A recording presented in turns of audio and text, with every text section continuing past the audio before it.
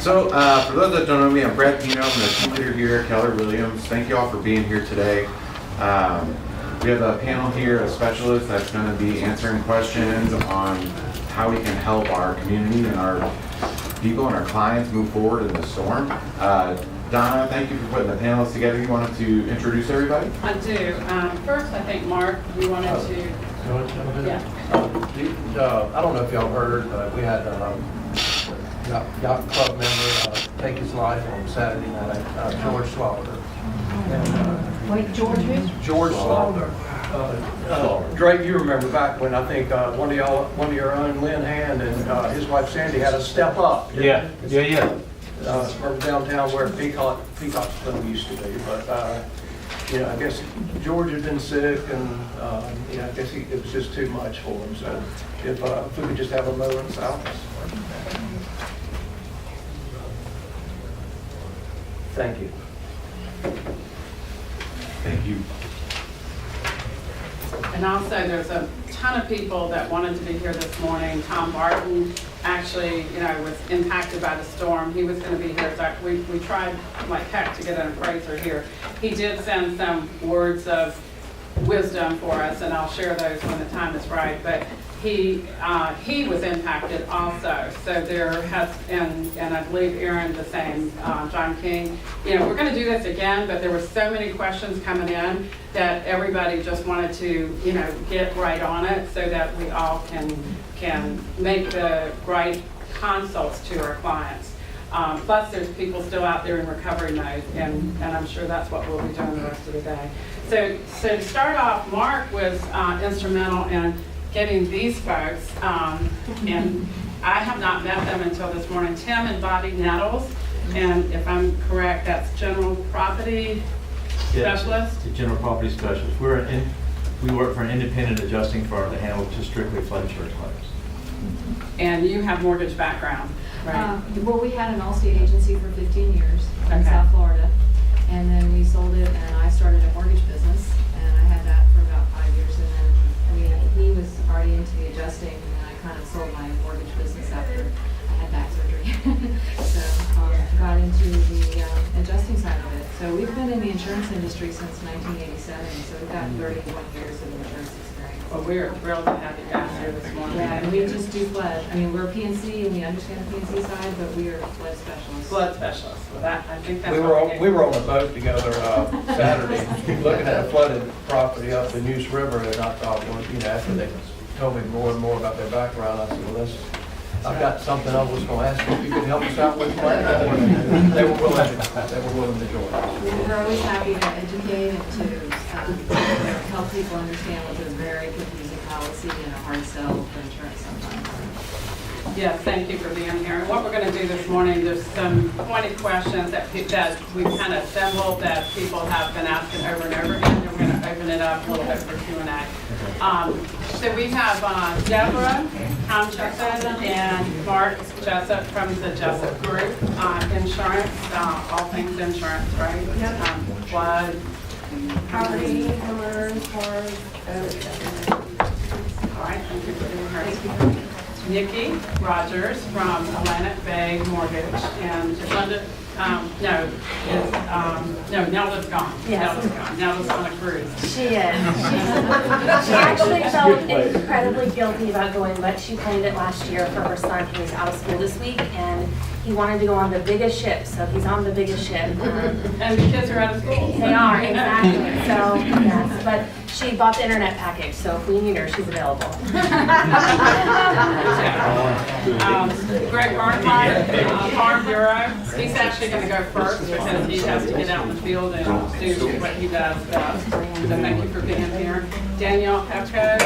Is Linda coming as well? I think she's. Okay. And Danielle's from Movement Mortgage. Peter Moeller. Moeller, Peter. There you go. And Cecilia, Home Inspections Professional. And we were looking last night, or frantically yesterday, for some mold specialists, because everybody's putting that out on the internet. And these guys do that, and we're going to have some other resources as well. So I think without any further ado, Brad and Morgan are going to facilitate the questions, and we'll start with Greg. Fire away, guys. All right, Greg. So, I think one of the first questions that I think that all the homeowners have and even agents are being asked is, can the homeowner move forward with demolition or stabilizing the property prior to an inspection by an adjuster? Okay. The key thing is stabilization. You can do anything to prevent further damage. And if these guys want to echo this, they're more than welcome to jump in. When I say prevent further damage, that means put a tarp on a roof, patch a roof, prevent leaks from coming into the house, putting siding back up. If there's mold growing up a wall, take pictures of everything. Go ahead and cut it out, but don't throw it away. Get it out of the house, obviously, because you don't want mold to spread inside the house. But don't throw it away, because the adjusters are going to need to see every single thing and document it so that your clients can get the proper settlement. Correct? I'd like to add to that. As you probably all witnesses, as you roll those appliances out, they tend to disappear overnight. Adjusters are required to get the serial number, if there's any way possible, off of those appliances. So have your insurers, if they take that type stuff out, put it in their backyard to start with. Because there's going to be people driving around that haul this stuff away for salvage. There will be used appliances for sale in Kentucky or somewhere else. I hate to say that, but we see it all the time. Used cars. Used cars. But yes, mold will start growing right away. Everybody has a smartphone now or a digital camera. Take lots of pictures. If you need to start cutting out the drywall to get your house dried out, do so. Get the carpet out. Get the carpet out. That will prevent a lot of moisture in Yep. the house. Yeah. Because you probably don't, if you have that much water, you probably don't have an air conditioning system that's working. And we all live in these humid climates. We do a lot of work in the south, and get the wet materials out. And just pictures.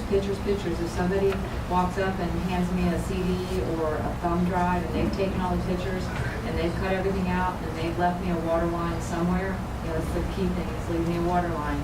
I'm fine with that. But don't just say, oh yeah, it looked like this, but I didn't do anything to take a picture. But that's the whole key, pictures. And the water line is key. Because, when they're doing their flood adjusting, I've had one during Irene. Water line was here, air conditioner handler was here. There's water in the air conditioner handler, but the water line was here. They wouldn't pay for the air conditioner handler. So just make sure that nobody cleans that water line. Okay? We usually say leave it in a closet. Like if you're cutting out all the drywall of a house, take like one end of a closet where you can see a water line, just leave that little small section of drywall, something of that nature.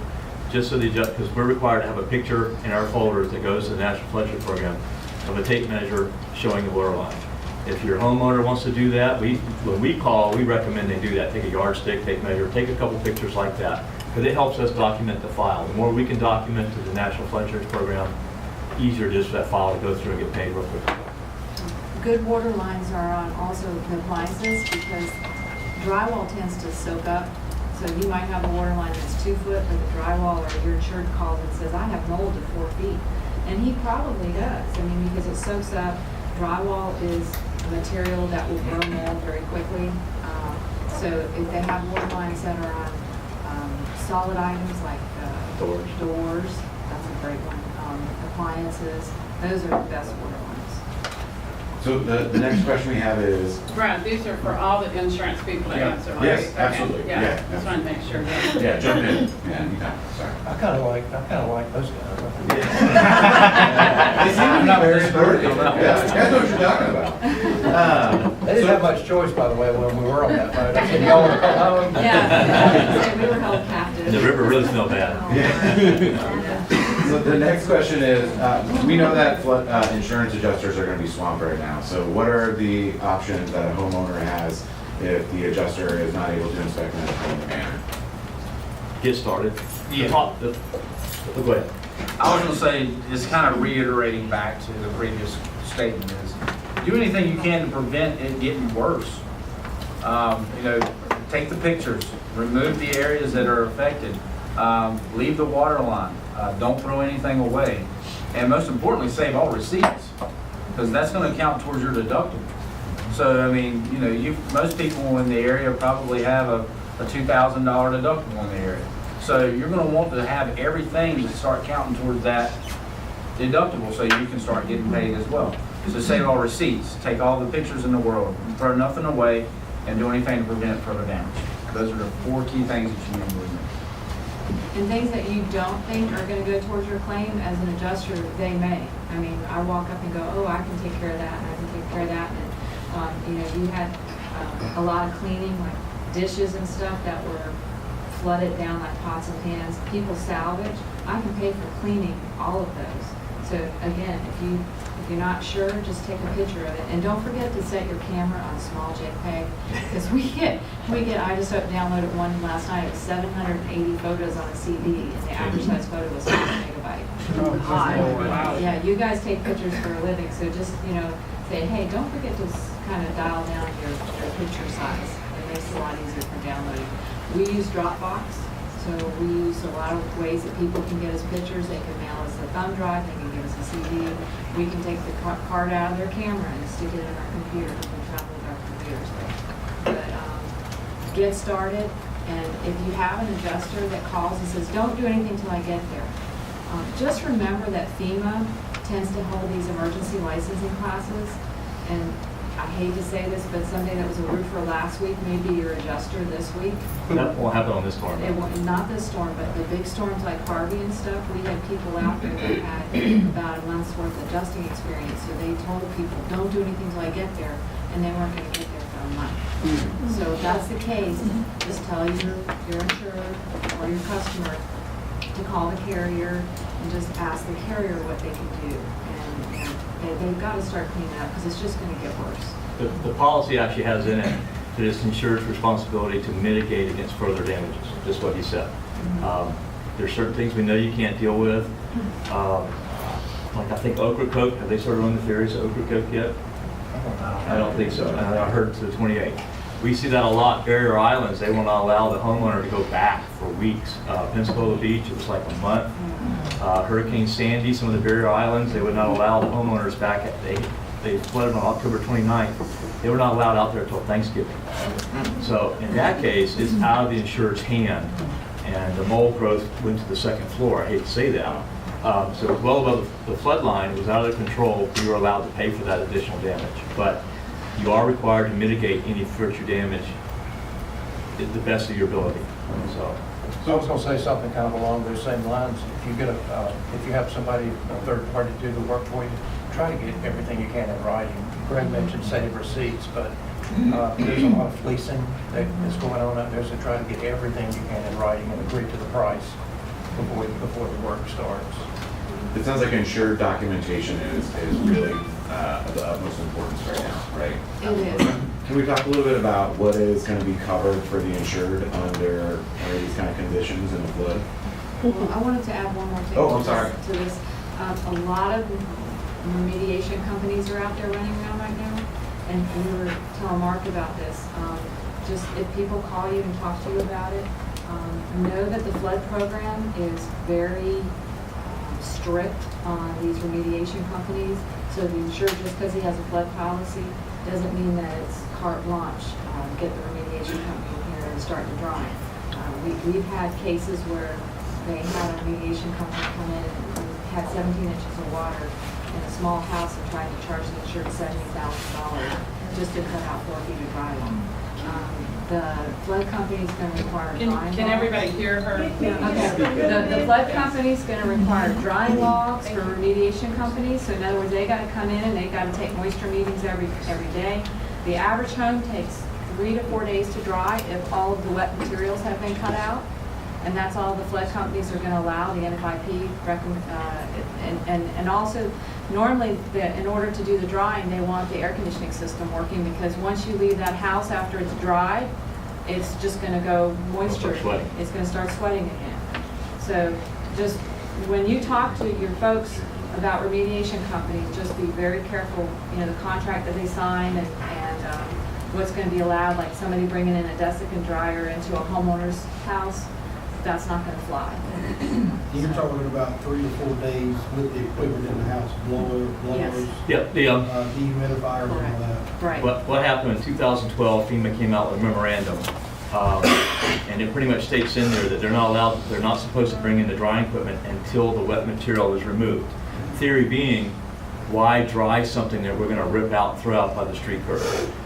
And these dehumidifiers, on average, these remediation companies are going to charge somewhere between $100 and $145 a day per piece of equipment, and they're going to charge on average $30 to $35 a day per fan. So if you walk into a house and you see all this equipment, it's adding up in a hurry. And that's where FEMA they work. There's a thing called IRCC that these remediation companies belong to. They work with IRCC to come up with a standard.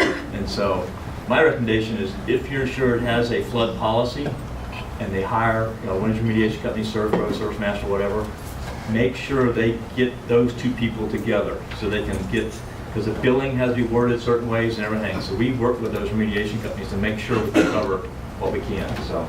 And just know that that's coming off the top of their policy. So if somebody's got 4 foot of damage and only bought a $60,000 policy, and they get a $20,000 remediation bill, they only have $40,000 left to fix their house. So they just really got to be buyer beware and know what, don't just turn them loose. Kind of monitor it and keep track of what's going on. And if you have a question, call your adjuster. Or your agent. Or your agent. So, guys, in addition to the remediation, what else is covered? Well, this is where it gets real. This flood policy, I joked with Mark. The very first paragraph in there says covers direct physical damage by flood. And then the following 28 pages is full of limitations and exclusions. This is where it gets all fuzzy. It's written by federal attorneys.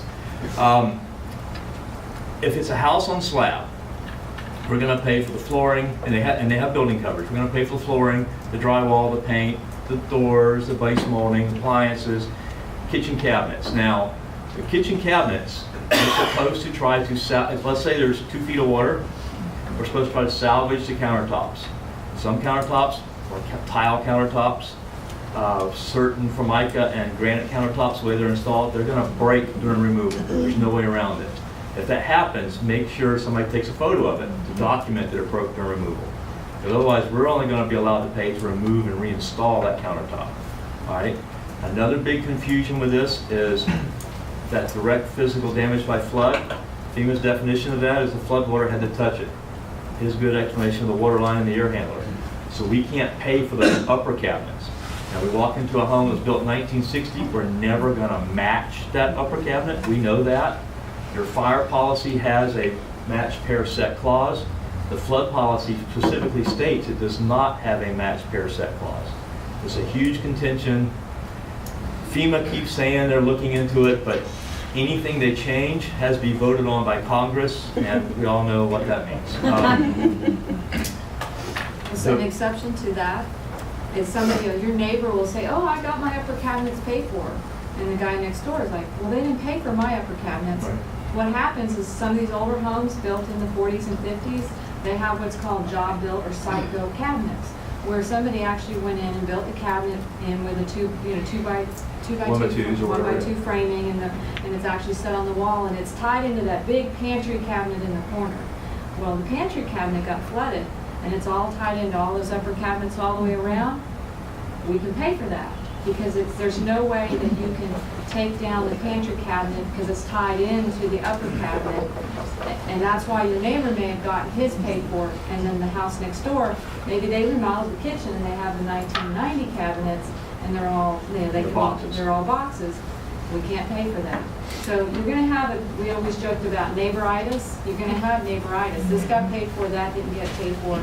It's because those are certain exceptions to the policy. Now, the big confusing part is we have a thing that's called post-firm and pre-firm. Firm stands for flood insurance rate map. So for every community, there was a date when the community accepted the flood insurance rate map from FEMA. If the house was built prior to that date, it's a pre-firm house. If it's built after that date, it's post-firm. Where that comes into play is all these homes that are built up on pilings, have a garage underneath, or they're on a crawl space and there's a garage next to it that's on the slab. There's a whole section in the policy that talks about limitations of coverages and enclosures under a post-firm elevated building in certain flood zones.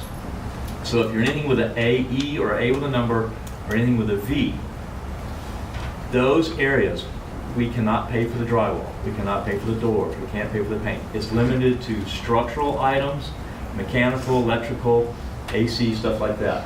Under that post. Under that In the area house, we underneath. still can. So, like up at was it Fairhope? Fairfield, yeah. There's a lot of homes up there that are built up, living areas upstairs. They were built with pilings, but they built a garage underneath. We can't cover any of those finished items underneath there. Or, well, and the contents are limited underneath there to washer, dryer, freezer with the food in it, and a portable air conditioner. I don't know how that got thrown in there, but it's in the policy. So all that tools, lawn equipment, everything everybody has stored underneath there, unfortunately, we can't pay for it. But back to what she was talking about, if you had a house next door that was, let's say the firm date is 1975, and the guy next door's house was built 1973, adjuster on that house can pay for everything down there. Those limitations don't apply. This is where this gets confusing and causes a lot of angst in the community. And it's, What year is that? Is there a certain- you know what the firm date is here? I think it's 7. What? Well, I ran across one that was 87. Yeah. But you know, the map changes constantly. Right. So you could say like, today, my house is not in the flood zone. But then when they redo these maps, now I'm in a flood zone, so my house was built, well, really pre in it, because it was before my house was. Well, the flood policy is going to base it on, I mean, the claim part, we're basing on the initial firm date. So if the initial firm date was 1974, all that pre-firm, post-firm as far as claims is based on that date. So, And 1974 being a key date, because that's any community. right. Some communities join the flood program saying that the flood program started in 1969 after Camille. So some communities joined the flood program in the early 70s, but FEMA set a date that if they joined before that, the official start of the flood program was December 31st, 1974. Yes.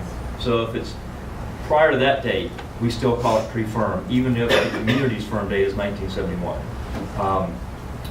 So this, like I said before, not only is this under those houses, but if a house has, let's say, a 2-3 foot high crawl space and it's post-firm, and they got a 2-car garage on slab, those same limitations apply to that garage and all the contents.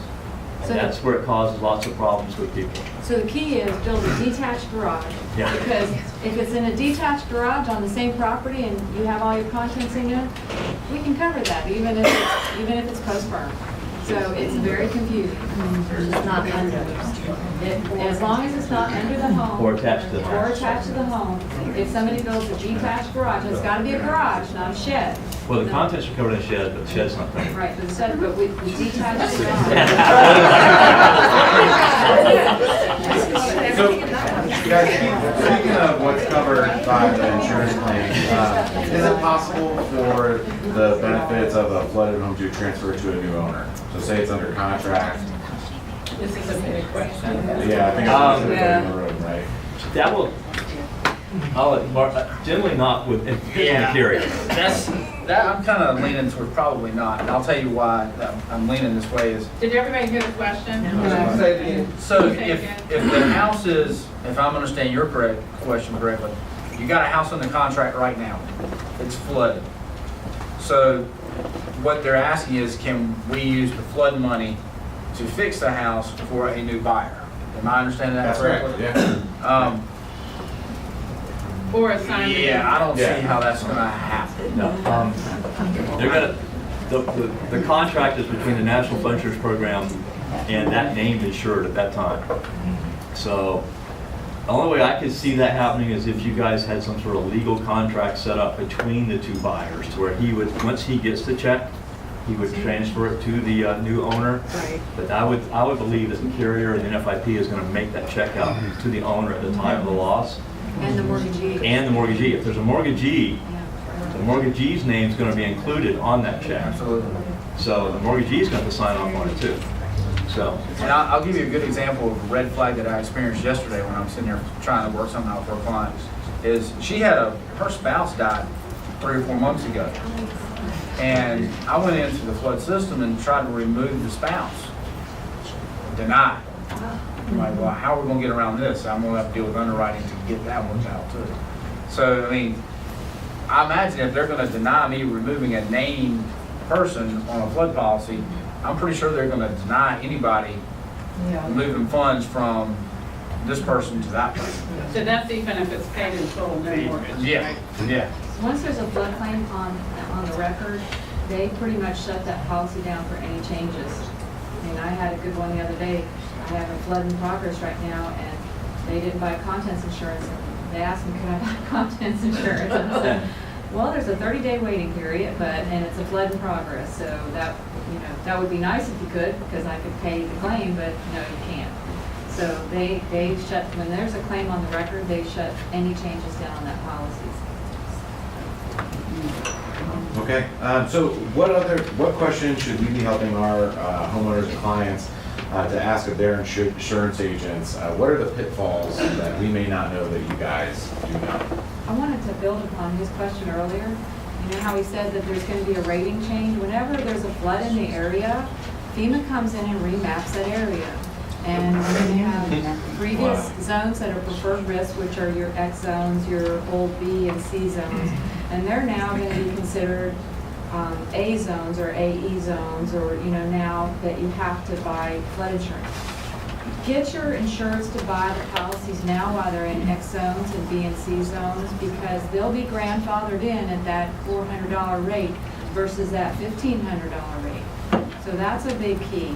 And that's a temporary thing. It's not gonna be forever. Right. But the flood, I think it is 2 years. Yeah. So you're gonna have a time frame to get the house correctly vented, that type of stuff, the elevation certificates and all that. So, yeah, you go ahead and get the X policy, but, there's gonna be a time frame. Once that map changes, you're gonna have 18 months to 2 years to get it fixed. Will they sell X policies now? Yeah, yeah. Absolutely. Absolutely. There's just a 30-day waiting period. But those flood maps have already been just now, hadn't even been finalized for the last reevaluation, and you're saying they're gonna do it again? I'm sure. Oh, Generally, yeah. after every flood, they will come in, they will map where the water That's gonna went. be years coming, because it takes them years to do this. Sure. Yeah. Exactly. Yeah. Sure. But they'll generally come in and map where the waters went, look at their maps, compare it, is this a one-time event? They will make changes. So We see if that. somebody flooded and they never have before, we can expect that house will It have. could happen, yes. Could be in the Now, flood zone in that- a couple years. I've got a client that lives off of Tuscarora Road, right there where the Bowen area is. And there's a pond in their backyard, and they have flooded 3 times. And they are still not in the flood zone. Right. But their flood insurance policy is pretty steep. It's not the $400 that they're used to seeing. It's now in the thousands. But they're gonna pay it every year because they know it's flooded 3 times. Well, So and it's not cut and dry. And that's the big thing is, I think we get caught up on language. We were talking about this earlier. We have people say, well, I had my 100-year flood because I'm in a 100-year flood zone. I really wish FEMA would do away with that, Yeah. because there's not really a 100-year flood zone. We've been back to claims 3 times in a row that are in 100-year flood zones, and we're not 300 years old. So when you're talking to clients, don't really use the language of, or if you can avoid the language of, you're not in a flood zone. Everybody is in a flood zone. It's just, are you in a higher risk flood zone? Are you in a preferred risk flood zone? And just from going out, we've done over 3,000 claims in the last 13 years, and we've done them all over the country, from North Dakota to, we were in Katrina, we've worked Sandy. The majority of our claims are in preferred risk flood zones. People were 2 blocks off the ocean. They weren't required by the mortgage company to buy it, but when the wave came rolling in, they had 20 feet of water in their house. So when you talk to people, please encourage them to buy flood insurance while it's cheap, because we're seeing areas in our country right now that have never flooded before. We're seeing more hurricanes. We're seeing more powerful hurricanes. I mean, if this thing had rolled ashore like they thought it was going to, it would have been horrific. We had the same thing last year. We had Irma looking at West Palm Beach as a Category 4.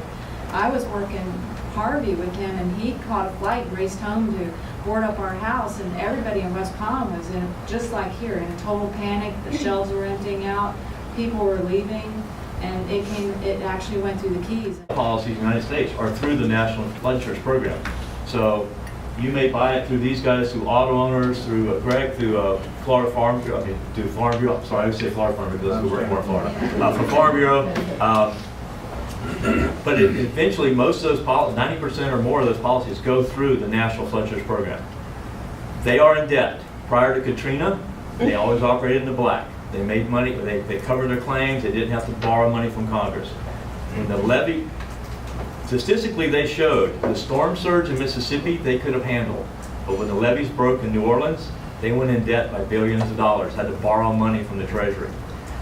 Our Congress, in their infamous wisdom, charges them interest on that money from one division of government to the other. They started paying it down, Sandy hit, the debt grew. There's a big push in Congress to forgive that debt because the interest payments are so huge that FEMA's having a hard time paying it. We're seeing more and more large floods. They cannot just do away with it. If they do away with it, it would be an economic bust because people would not be able to get mortgages, people would not be able to buy and sell homes or business stuff of that nature. I believe it's still going to be around personally, but I just think it's going to take some changes. They keep kicking the can down the road. There's reauthorization that's going on now. They keep giving, 30-day, 60-day reauthorizations, trying to get something worked out. But yes, it'll be there. They just have to keep borrowing money from the Treasury Department. I have a quick question. Does this impact assuming existing policies? So if the property has been flooded and there's been a claim, I'm assuming that a buyer cannot assume that policy. Depends on the policy. Yeah? Yeah. Really? They could.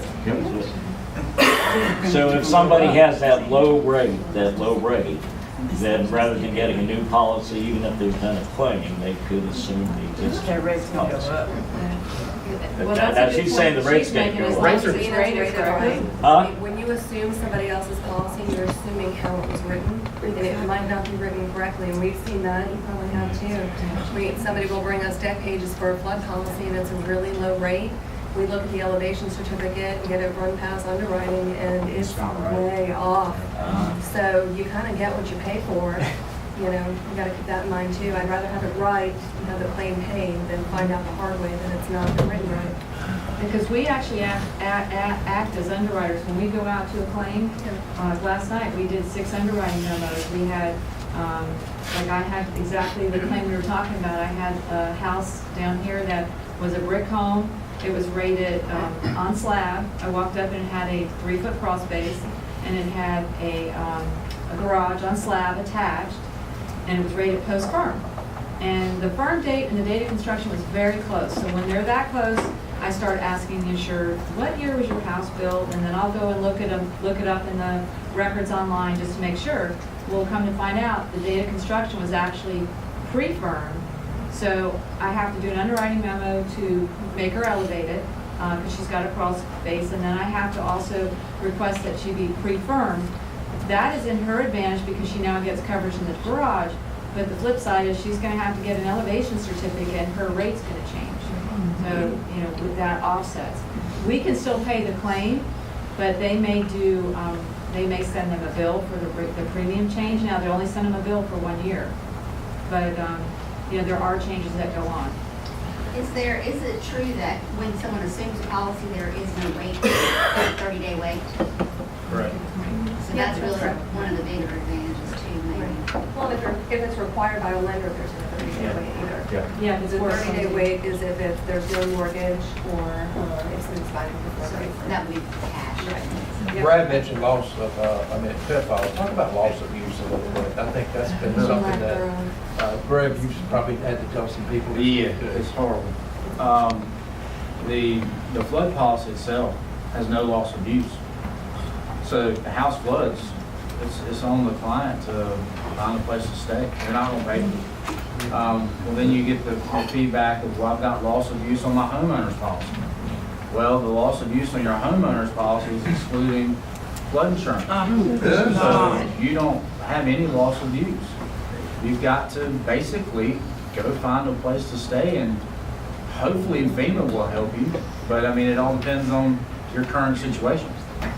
Greg, would that change if they also had a leaky roof that caused damage? Yes. So if one of these adjusters, and this is where it gets real tricky, if one of these adjusters goes in and says, okay, well, you've obviously got flood. You've got no loss of use coverage based off your flood policy. You've got a leaky roof, but how extensive is the damage on the leaky roof to cause you to be displaced? So it's kind of I'm glad I'm not the adjuster in that standpoint to make the decision. We get a lot of heat. Yeah. This loss of use, FEMA's, we've asked this a lot. We worked at DC for 1.5 years on a task force with FEMA, and we brought this up. All adjusters bring this up. It is part of the reauthorization. One of the bills is going through to put a minimal amount of loss of use on there. They still have not made a decision on it. But FEMA's theory on this is the flood policy through the National Flood Program is a division of FEMA. They don't want to cover loss of use under the policy when all this, you're going to see a whole army of FEMA people coming here. We actually got kicked out of our hotel because they're coming in. Where they're going to be going around and meeting with people and figure out who has livable locations, who doesn't. People who don't have flood insurance will also be looking to FEMA. This is just my recommendation. Even if you have flood insurance and you can't live in a house, apply for loss of use. They will cover it depending on the situation. If they don't have flood insurance, apply to FEMA. In certain cases, they will get grants up to $3,500. Each storm that changes a little bit, but they also will give people SBA loans, low interest loans. And that's how they handle that. I've never figured it out, but that is an option for the insurers. Now, when they do that, if they get that SBA loan or that grant from FEMA for flood, part of them signing that form that they're going to get this money, and they're required to go to an agent and buy a flood policy and keep it enforced. So that's just, you can let your insurers know or your clients know that. I can follow up on that too. And it's really important that they maintain their flood insurance because after Floyd hit, doing title searches, I'll find these deeds of trust for these loans. And they're good for I think 15 years or something like that, and we're 20 years past it just about. And I'll go, oh good, this thing's expired. We just need to call and get this thing canceled. And it's not quite that easy. You have to be able to show that you had flood insurance during that time that deed of trust was on record and provide records for it. Otherwise, you're gonna have a little bit of trouble getting that deed of trust satisfied at the registered deeds office. And then also, in order to get that FEMA assistance, the area has to be declared a national disaster Which area. they've already done that. Yeah, which they've done that, but we've worked areas that are small floods that hasn't happened. So there's no federal assistance. There's no loss of use and there's no federal assistance. So that's a key point too. But never thought there'd be a blessing in being a natural disaster. That's why they quickly do that. Yeah. And then if you have alternative housing, like you can stay with a cousin or you can stay with a friend, they won't give you assistance. Guys, I know that everyone in this room has tons and tons of questions.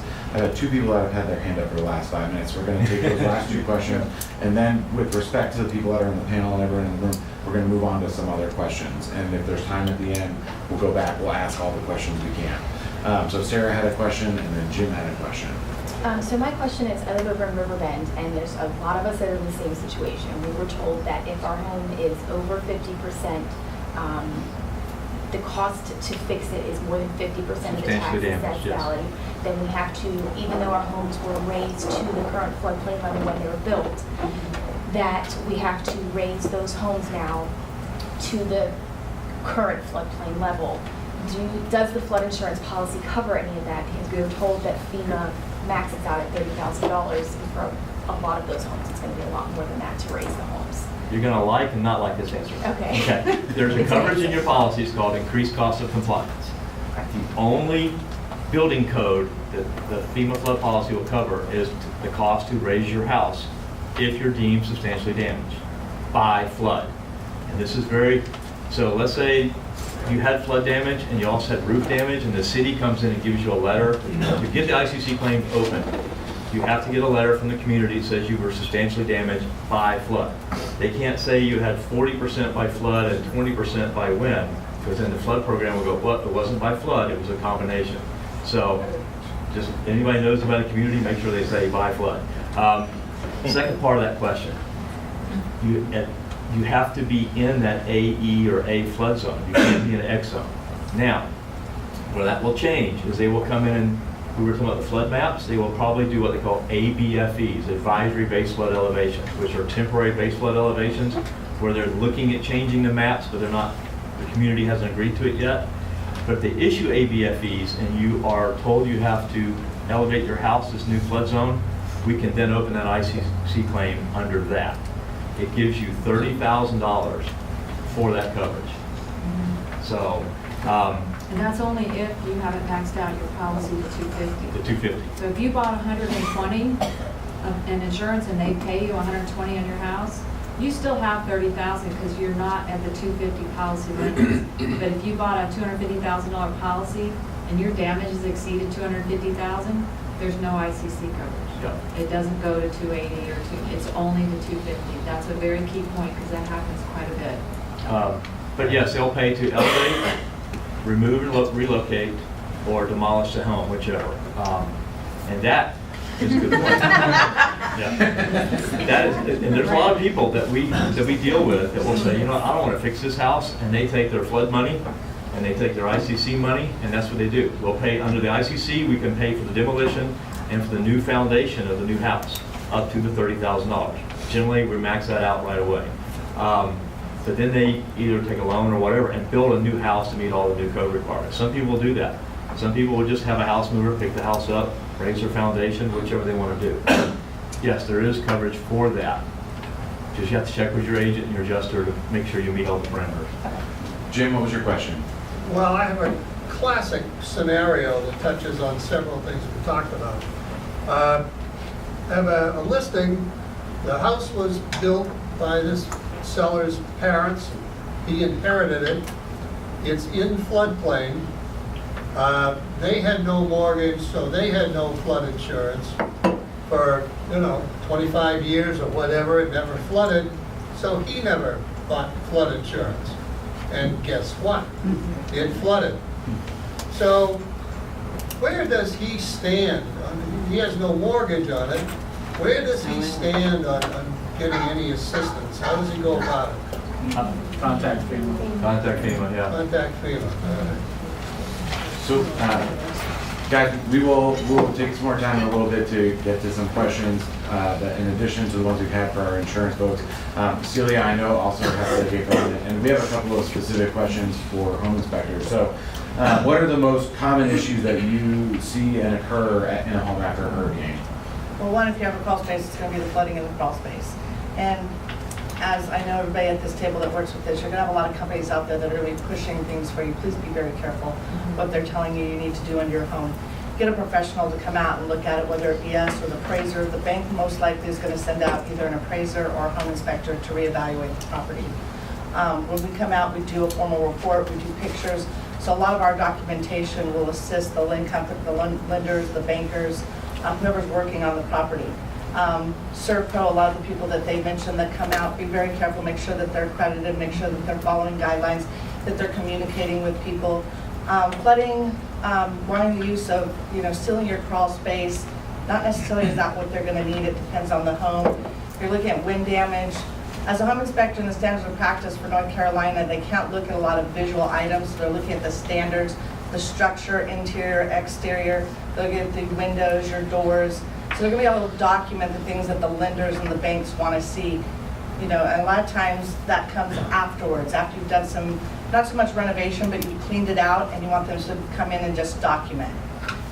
Water, getting into any of your power systems. If you have electrical outlets that are down below, the house was built before a certain time, you want to make sure that you get an electrician out there. You want to make sure your HVAC before you turn it on. If you have somebody look at that, if water's gone in, it could be a problem. Any of your electrical, you want to have looked at. Are there things that a homeowner should be aware of sometimes if their house appears to be okay? What should they be kind of keeping an eye on? Okay, one is your structure. If you have any water around the area, you do, whether it's on a slab or not, you want to make sure that you're looking at it structurally. So I know you guys all know that we as home inspectors will always do what we can as standards practice and that we recommend. If you want to get the home inspection, and I'm not here to push home inspections, get it. Otherwise, if you have a good idea, because the adjusters come in and already told you that there's cracking, go straight for your engineer so that they can give you that letter and tell you the property is good to go. Repeat on that one, just one. The question was, what are the things they should look out for if it looks like it may be okay? The other thing is mold. You're not always going to see mold. The houses that were flooded and had direct hit of water, you're going to see the flood lines. I already have them, mold going up my wall. We're cutting out the sheetrock. But a lot of houses, because of the mold spores and the fact that it's in the air right now, you go outside, the air is heavy. So there are chances that your house might have mold if it's close to the water. We do mold testing, we do swabs, we do aerosols, and we also do swabs. If it's visible and you're already seeing it, I would go straight to one of your companies that are already doing remediation and have them come out. Ours is not invasive. Ours is very, if you have a house that did not get directly hit by water, we're going to come in and they're going to do the swabs, the aerosols, send it off to a lab, 24 hours, you get your results, and then you can move forward from that. But if you're already seeing mold growth, go straight to your remediation. What does that remediation process look like once it's begun? And thank you for being the one to bring up the M word. And I hate to tell you, but we don't do remediation, and I'm not certified to discuss that, so maybe one of the other people on the panel, specifically the gentleman at the end, might know. But we do recommend Environmental Pro out of Havelock. They are a local company that do a very good job. So they are a remediation company, and they usually, when we send our reports, they follow our reports. Does anybody want to answer that? Because we do not do remediation on that, so I do not want to answer on that question. I'm sorry. With us, technically with flood, we don't cover mold damage, we cover flood damage. If the mold is a result of flood damage, then they allow us to pay for it. And generally, the flood program's theory is, if the material is damaged by flood, get it out of the building. Because wet stuff will grow mold. Like I said before, if mold starts growing on the second floor and you've been in the house for 3 weeks, they're not going to allow us to pay for that because you had a chance to mitigate.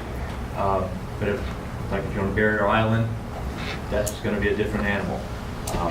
And each situation is different. Sometimes they can come in and wipe the walls down. Sometimes they do have to remove material. Each claim kind of stands on its own. Yeah. And some houses you're going to have, actually this is a good sales point. You're going to have some people that just had seepage or maybe this much water in the house, and they don't want to cut out the drywall. They just had a company come in and take the baseboards out, and that's it. Again, drywall is a porous material. It will soak up. We have come back to houses that had this much, and they said we keep smelling something. They pull out the kitchen cabinets, and there's mold this high on the back of the kitchen cabinets. They cut out the walls, and there's mold on the back side of that wall. In the wall cavity. So, if that kind of house, if you had a house you're selling, and they had, I had a little bit of water, but I cleaned it up, but they didn't do anything, I would definitely have a home inspection company come in and do the testing and everything, because as realtors, you guys are on the hook liability-wise. If you know about something like that and the testing wasn't done, and all of a sudden 6 months down the road that house has a mold problem. So, there's things they can do if they take the baseboards off. We can go in and we can drill, or we don't do it, but they can drill holes between every stud, and they can spray them and treat them and fog them, and there's a lot of things they can do. They don't have to cut 4 feet of drywall out. But if you have that conversation with somebody, just keep in the back of your mind that could be an issue. Yes. So other than the mold treatment or the mold testing that you're doing, are you offering any other flood inspections? We are. We do what's the emergency storm review. It's actually a storm review. It's a documentation that we've actually adopted out of Florida, and basically documents everything the lender or the same thing the appraiser will do when they come out and do a partial appraisal, or an adjuster is doing when they come out. So if they haven't gotten there yet, or you did not qualify to have someone come out to do that, we can do that for you. That helps towards your insurance company. Your lenders would also look at that.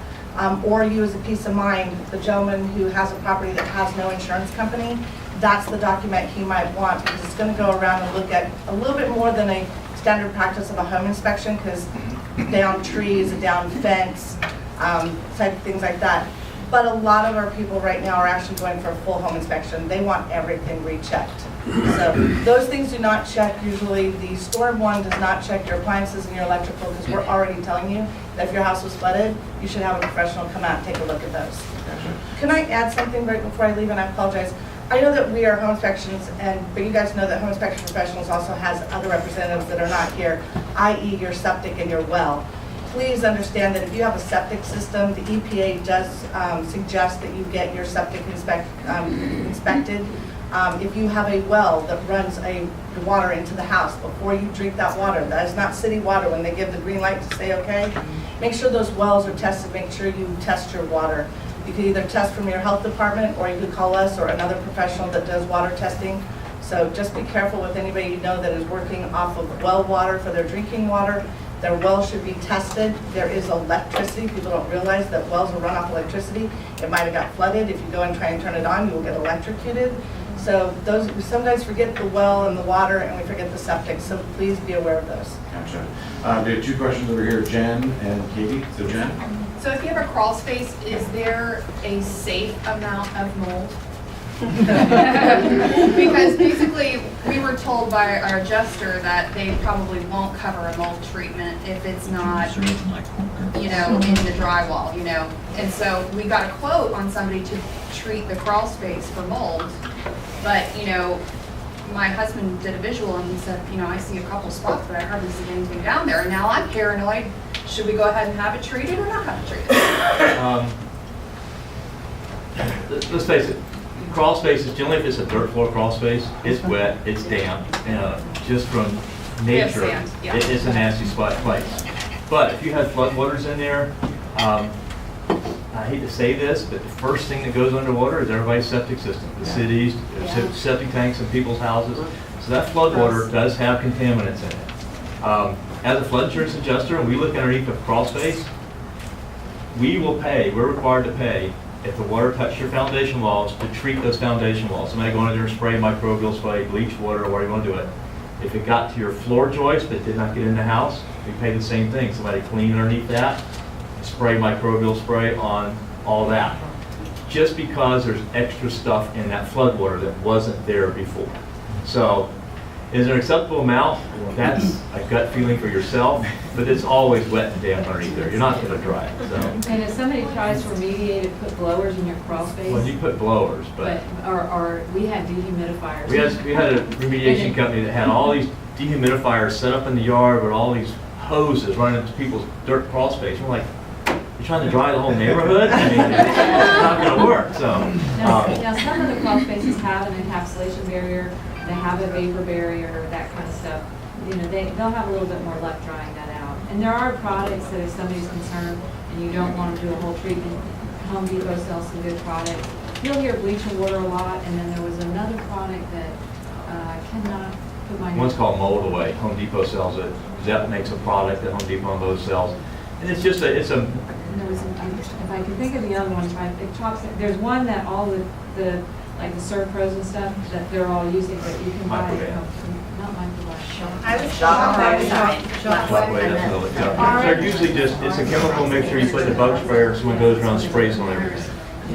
The problem with bleach and water, that's kind of been the old standard, but bleach will cause corrosion of metal pipes and stuff of that nature. Electrical stuff like that. But it does kill mold. It does kill mold. My mitigation company too will document and give you a certificate that if they've come out and they've treated your house and they've dried it out, that they give you that documentation, that certificate. So if you sell it a year later, you have that certificate, you have a professional come out and get rid of mold and dry your house out of property and mitigate it. Katie, what was your question? If the house is under contract, who is responsible to order these mold inspections and things like that? The buyer or the seller? Appreciate that was directed this Sorry, way. That's a real estate question. I'm rubber, you're glue, Yes. so. I think that's kind of a gray area, and I'll tell you why.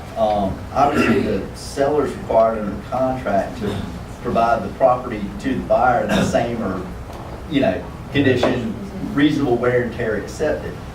I think if you can see new mold, I think it's probably the seller who needs to do it. if it's one of those we were talking about earlier, it looks fine, but you want to make sure, I think that's buyer. And remember, even if due diligence has passed, the buyer can still have inspections, but they are still, you know, bound by that due diligence date. Now, if there is a material damage that's discovered, let's say there's something that wasn't there, that's material, the buyer can back out of the contract even after due diligence is expired. If there's a material or substantial damage to something, you can get your due diligence back, you can get your earnest money back. So I think it's, in terms of who's responsible for it, I think it's a little bit gray. I would tend to say if you can't see it, but the buyer wants peace of mind, buyer probably needs to pay for it. If you go in there and you can see something, or, you know, hey, there's mold there that wasn't there, I think it's probably still on the buyer maybe to inspect. And if they discover a problem, then seller probably either needs to remediate it. If they won't, buyer can probably back out. Again, it goes to whether or not it's material or not, and how easily it can be mitigated. Our mold inspectors are certified by the lead inspection company of North Carolina out of Burlington. So our guys that are going out and doing mold are certified to do that. If not, they're in current training for that. But we are just the prelim for that. Right. We do not do the remediation. We would recommend you out to a remediation company. We're only there to give you either a peace of mind if you're a real estate, yes, a yes or no. Now, that's why I said at the beginning, we are in a situation where we already know the mold exists in some of these houses. Don't waste your client's money to come see me just for me to do an aerosol. Go straight to that remediation company. Listen to what your people are saying about what you need to do next, because that's just wasting their money if you're coming to me if it's already visible. I'm not here to make money off your clients. I'm here to make sure that they buy a house that they want to buy. Just note that when you do an inspection or you do a remediation, if you don't have that AC system running, or like you mentioned earlier, you've got mold outside right now. I mean, there's a lot of mold in this area, and it was here before the flood even, because we're in a southern climate basically. So the inspection and the remediation, there's no mold at that point. There could be mold a week later. So just have your client understand that it's ongoing. Are there precautions people can take that don't have HVAC, it won't for weeks because of that situation? Yeah, that's a hard one, because that's, we lived in a community 100 years ago without HVAC, and I guess our grandparents did survive, but maybe we leaked. Let me ask a question, just brainstorming here, as part of your duty to mitigate. Right. If you were to buy like a window unit and put it in, would that be covered by FEMA as part of the mitigation process? Here's what we do. This is goofy. I can pay you to rent a dehumidifier. I can pay you to rent fans, but I can't pay you to buy fans because you didn't own them before. So you can rent a window unit potentially? Yeah, so. You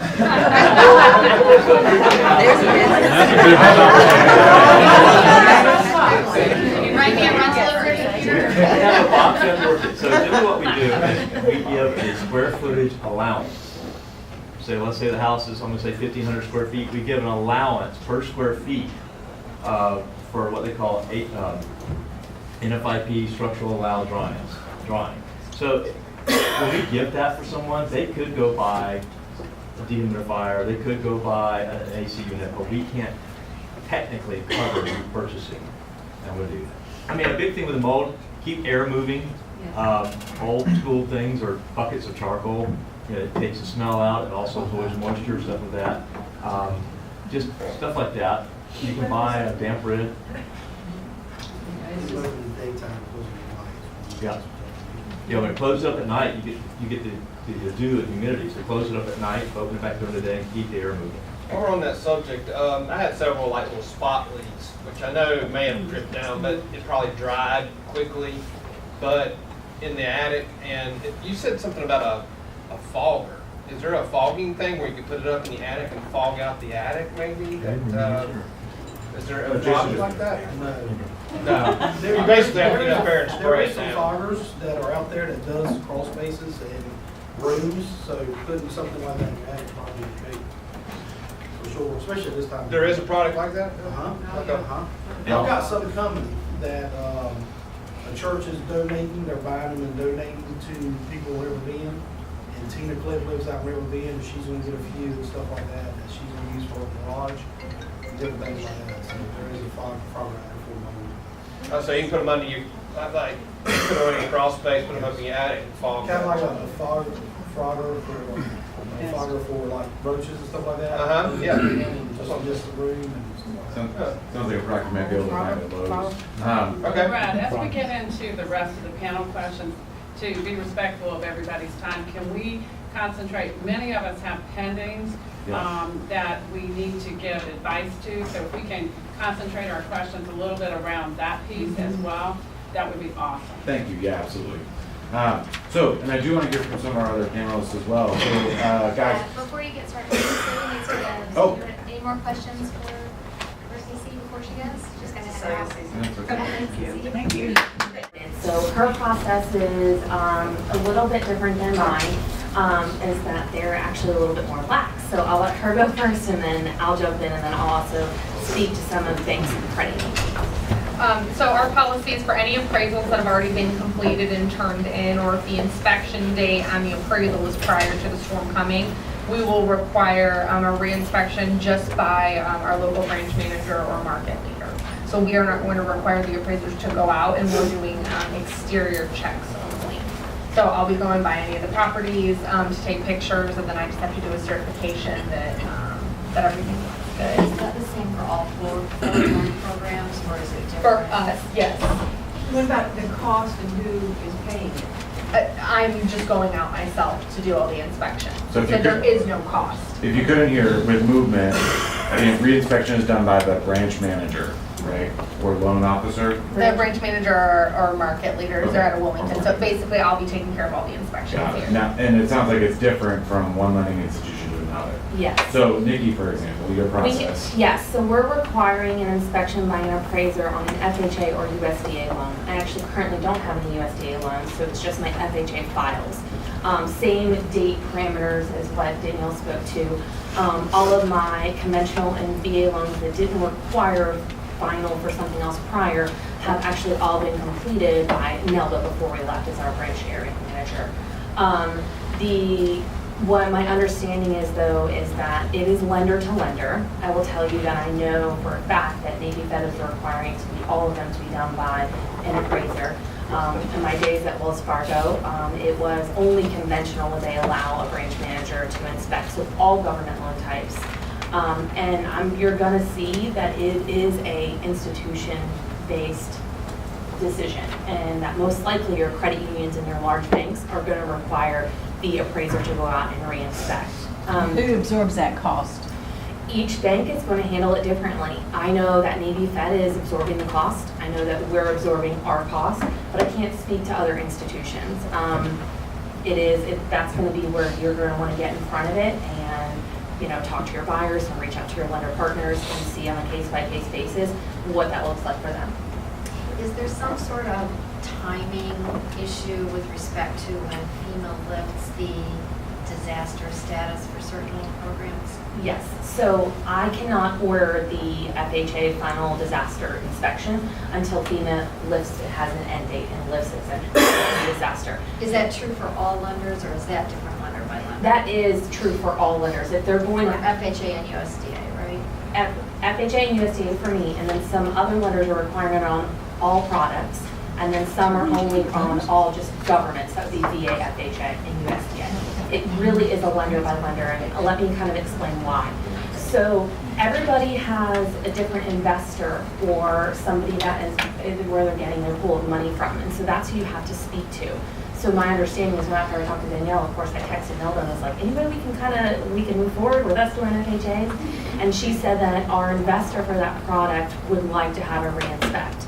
And so also on the big banks, they've got large pools of money, and a lot of it is coming from their deposits from their clients. And so for them to protect that big bank, they want to make sure that it's done and done by a licensed appraiser. I will tell you, I have 3 appraisers on my rotation. 2 of them usually get my FHAs. Both of them are back to the work. both of them are ready, willing, and able, and want to get this stuff done for us as soon as possible. I specifically face-to-face spoke to one this weekend, and she assured me that she was going to do everything in her power to turn these around in the normal time frame of 48 business hours. And I also think that based on my conversation with her, that I may be able to get it done a little bit quicker. She understands, she's part of this, all three of these males and females are part of our community and understand what everyone's going through. My thought process is this: if you delay the initial appraisal, which is where you get value, and you also get a black and white of what needs to be done, I don't understand why you wouldn't want to go ahead and have that done. Otherwise, you are getting out of queue. And not only are we everybody ordering appraisals for people that are new contracts, but we're also having all these re-inspects from other banks that are going to inundate them. So go ahead, if you as a listing agent get a call to have the house inspected, allow them to do it. Don't wait, because you're just delaying a closing, and you're also delaying peace of mind of knowing exactly what you have in front of you. And as we all know, value is a huge part of our transaction. So make sure you get your value, stay in queue, stay in line, and then you'll have black and white what it is that needs to take the property to minimum standards, and then you can move forward. That would be my suggestion. Would you agree?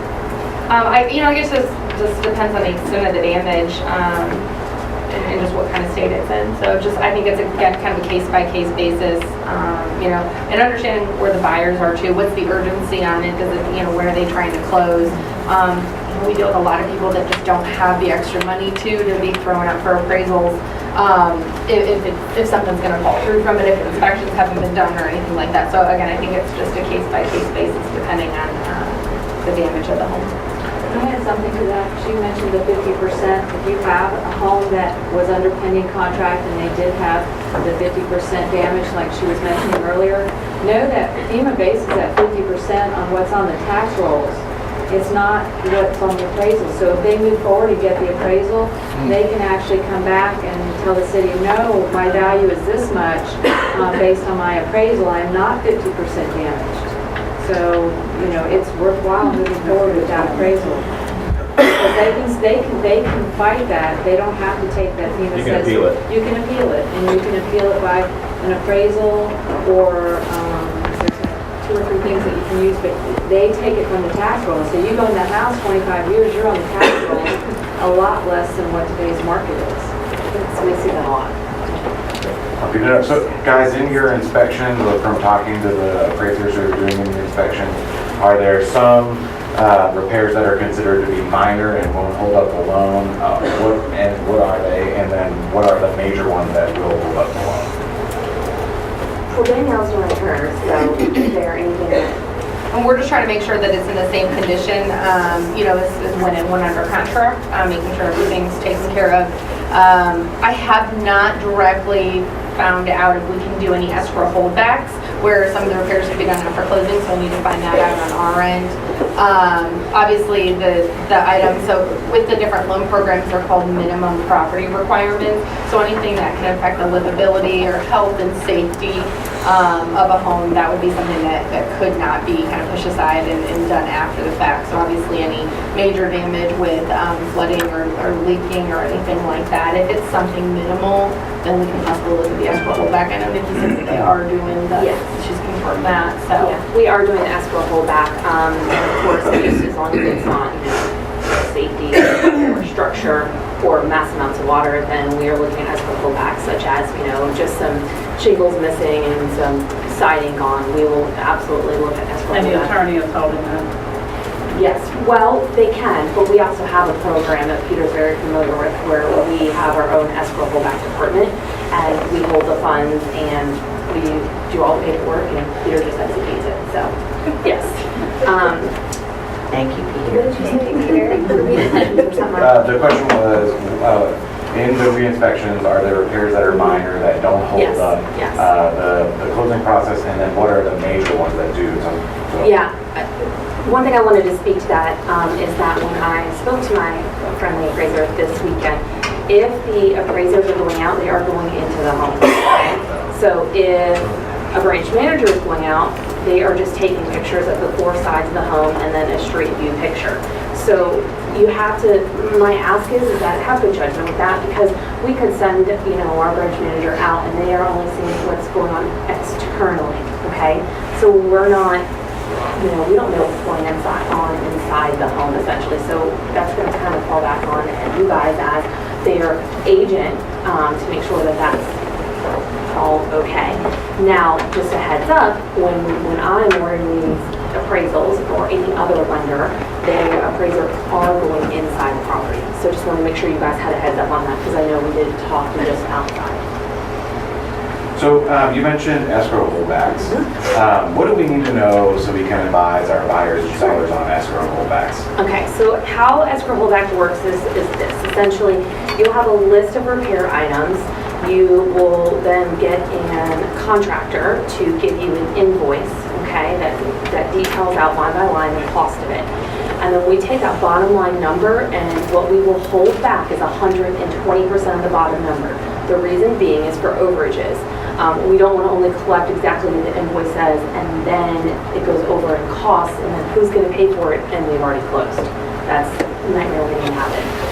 So once we collect it, it's between you guys to figure out who's paying for it. I say that if the damages come from the storm, I mean, that's not for me to say, but based on what Peter was saying, it kind of sounds like it's a seller issue, because they were supposed to pay the property as it was in the one under contract.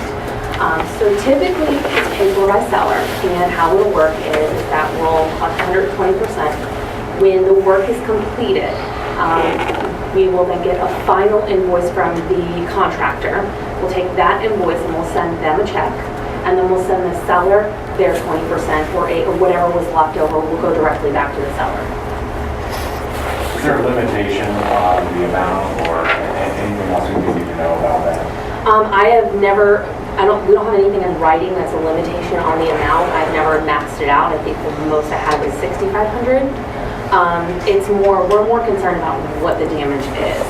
We want to help so that things can keep moving forward, but we also don't want to escrow hold back for something that could then have a bigger cost, or need, say, an engineer to inspect, or remediation that really needs a follow-up.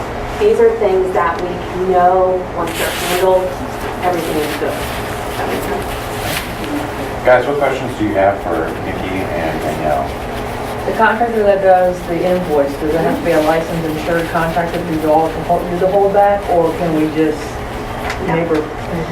There is no, okay. No, they do not. Now, I mean, let's look at what the items are, and so have good judgment on that.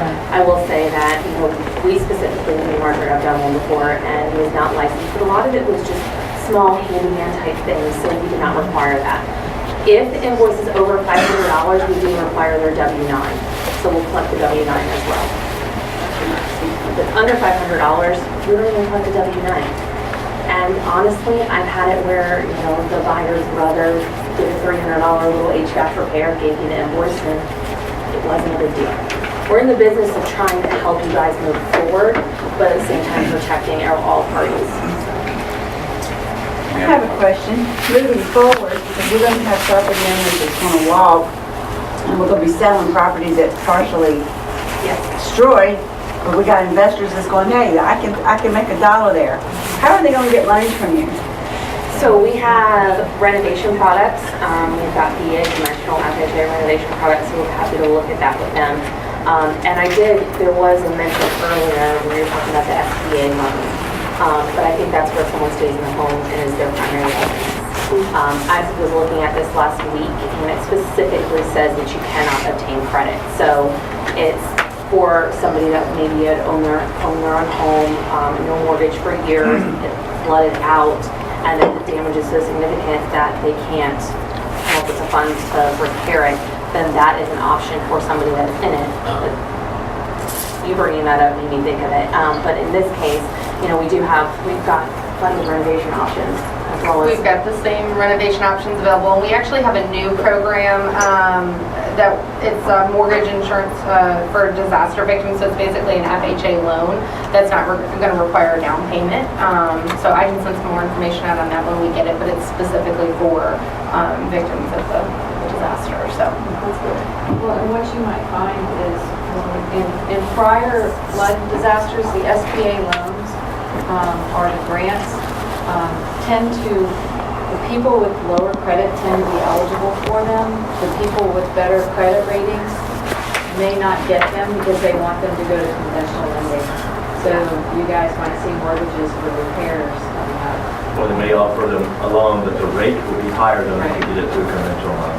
Yeah, there was a big paragraph about how they're really targeting people that cannot get credit elsewhere. Exactly. Can you guys talk to commercial loans? I mean, if you've got an investor or, a contractor who's looking to buy and rehab and sort of flip properties, it may be that there's a commercial loan available for them, like a commercial rehab, like Jason can probably talk to that. Those are commercial loans that you can buy, rehab, and destroy properties all the time. Some of the smaller banks have in-home loan products too for investors that they'll do some untraditional loan products.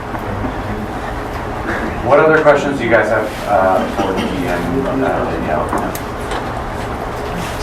I think one other thing that, that your buyers need to talk to their lender about is interest rates in their lock-in period.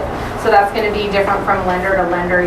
When the lender is locking in the interest rate, it's only good for a certain amount of time. And so now when you've had deals that were supposed to close 2 weeks ago and have not closed, generally there's a per day cost that someone's responsible for, whether it's the buyer, seller, or if the lender eats it. So make sure that your clients are talking to their lender to find out, when their rate is good through.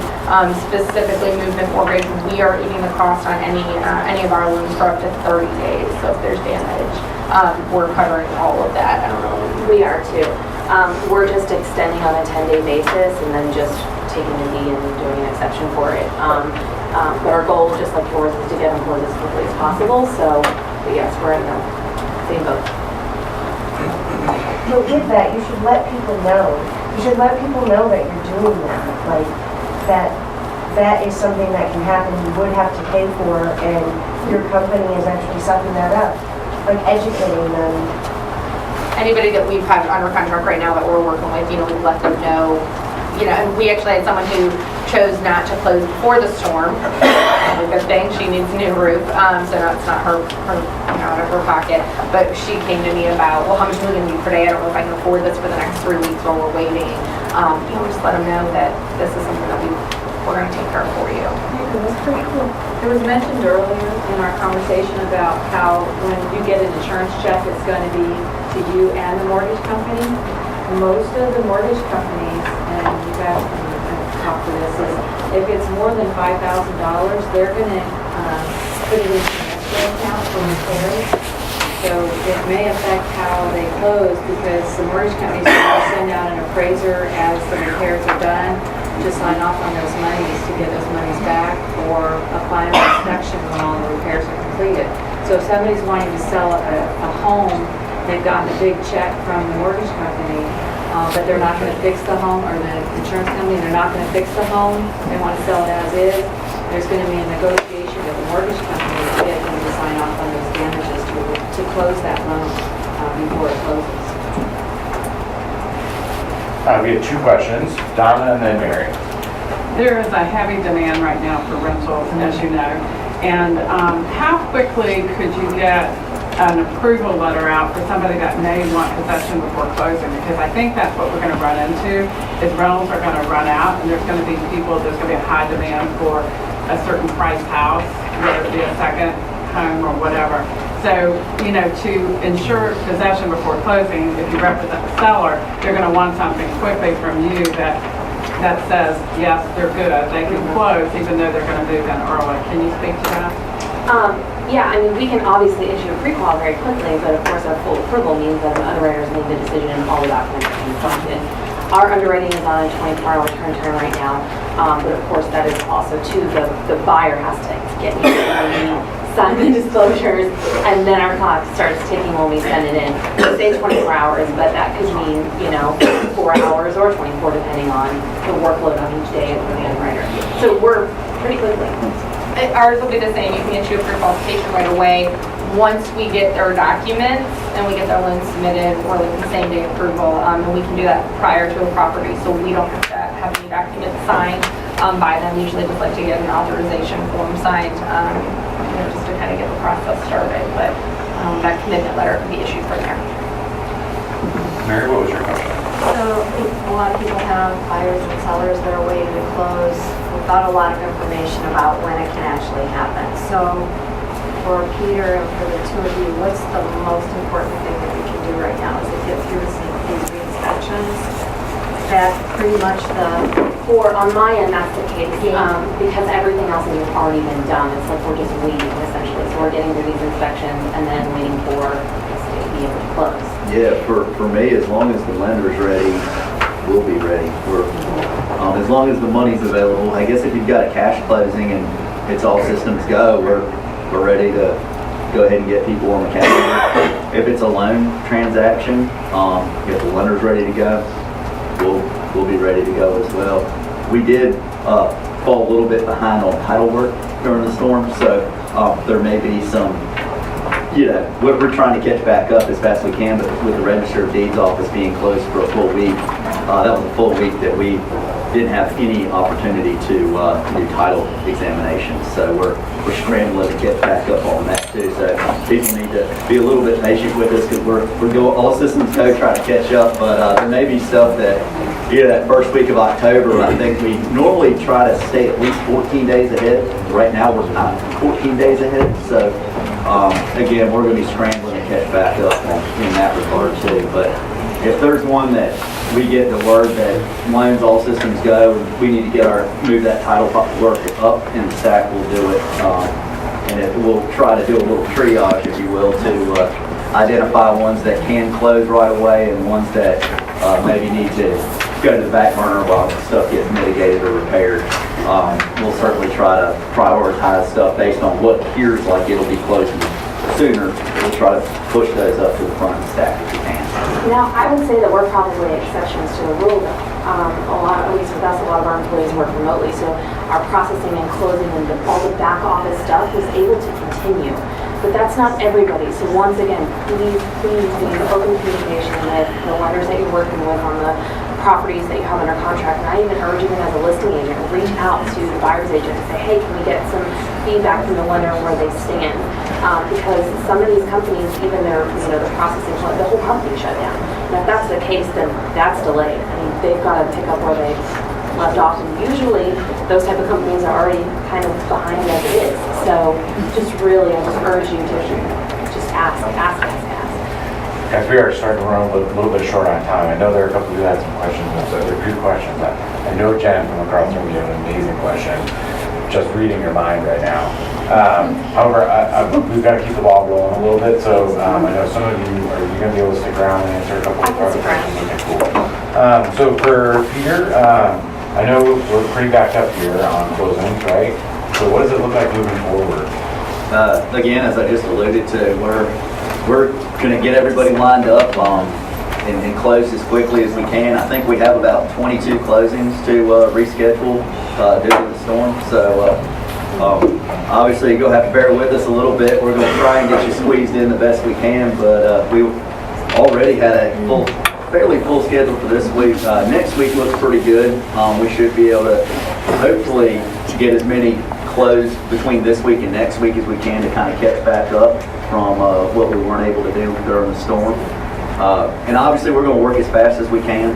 We've got quite a bit of volume to get through to kind of catch back up, but we're going to do everything we can to get your clients closed and in their new homes and sold and purchased as quickly as we can. What can we do as agents to help? I think one of the most important things is to kind of make a realistic evaluation of where your closings stand. If you've got a house that's just destroyed and the buyer's on the fence, or it's going to take time for this deal to maybe go forward, don't push us to try and get the title work and stuff in real fast. Let's kind of, understandably maybe direct us to kind of put that one on a little bit of the back burner. If you've got one that there was no damage, it looks like it's all systems go, let us know. Just say, hey, we've got one that looks like buyer and seller are ready and willing to go, and we'll throw those up to the front of the line the best we can. We don't want to get into a situation where we're bogged down doing a lot of title work and kind of pre-closing work on ones that may not close due to the severity of the damage to the home when we've got ones that are ready to close that there was no damage. My recommendation would be to kind of let us know the ones that look good, look like they are all systems go. Let Sarah and Stephanie know. They're the best people at the Sarah does all the scheduling, and Stephanie does the bulk of the preliminary title work for me. So if you let them know which files you want to kind of prioritize and are going to be ready to close relatively quickly, give us that information and we'll make sure that we get on those files as quickly as we can. And if there are some that look like they're on the back burner, may not close for a little while, don't push us to get those done nearly as quickly. We really want to prioritize doing the ones that there was little to no damage or little to no repairs that need to be done in advance of closing, so that we can really get those, closed out for folks. I think that would be the most helpful thing of all. So giving you some idea of priority level on our closing is going to be one of the most helpful things. I think so, yeah. Communication. Yeah, communication. Yeah, again, if there's one that looks like it's not going to close, just let us know so that we can kind of put that one to the back burner. I've seen them be brought back to life. That does happen. We get ones that we get told to put on the back burner, and then we get a phone call, hey, this one's back on, and so we'll scramble and make it happen. But don't try to bog us down with stuff that's looking like it may not close for a while. Let us prioritize those closings that are all systems go and should be able to close relatively quickly, and we'll make sure we get those done as quickly as we possibly can. Are all the attorneys pretty much up and running like you are? As far as I know, I ran into John King on Wednesday of last week. He had gotten internet back as of Wednesday, so I think he's should hopefully be all systems go. I know the Register of Deeds opened on Friday. It's my understanding they're business as usual now. So really, I can't speak for the other guys, but it seems to me like they're, I've been getting emails from Steve Bell. Sounds like he's trying to get back up and running if he's not already. We did close one refinance on Friday. So with the refinance, you've got the right of rescission period, so it won't record for another couple days, but we were able to go ahead and at least close one last week. So we're slowly but surely getting back into it. That's awesome. So as we continue to move forward, question, we'll go question here. I have a question for you who have done wrong assessments of damage and remediation. If a homeowner does their own remediation, they have not hired a company, they're not going to have documents signed from anybody saying what they have done, how does that affect them applying for loan assistance or? Not loan assistance, any kind of assistance. Oh, if they do their own assistance. repairs and they still want to apply to FEMA for help, that's really going to be up to the FEMA to figure out as to what the extent of damages are and whether the house is livable or not. I mean, I had homes out in Harvey that people lived on the second floor and they had 12 inches of water on the first floor, but it was completely gutted. In that case, FEMA's not going to help out as far as with living assistance, but they may, her policy limits were exceeded, so she had to go over and above, which, by the way, you can still apply for a loan even if you have flood insurance, if your damages exceed the amount of coverage that you bought. And there's a lot of $30,000 policies out there. People bought enough just to cover a mortgage, because as you know, when you sell it, unlike homeowners insurance, flood insurance can be bought for specific amounts, not for replacement costs. So it's really going to be, that's going to be a call on FEMA's side as to how they run their loan program.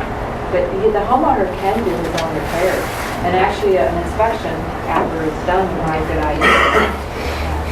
And some mortgage companies are making you have your flood policy the same as your as your mortgage. Like when I buy my rentals, BB&T makes me put a $65,000 coverage on a $65,000 purchase as well. So it's just because of the Well, that's what has to match what the loan amount is. So, Peter, as we're moving forward here, what are some of the things that we should be looking very closely at as we're writing new contracts? Well, number one, just know what the contract says. If you're already under contract, I alluded to this earlier, if the property's been damaged, the buyer has the right to back out and get their due diligence and earnest money back. So just be aware of that. You know, if you've got one that's under contract that was severely damaged, the buyer does have the right to back out. Because it's not in the same condition. Exactly.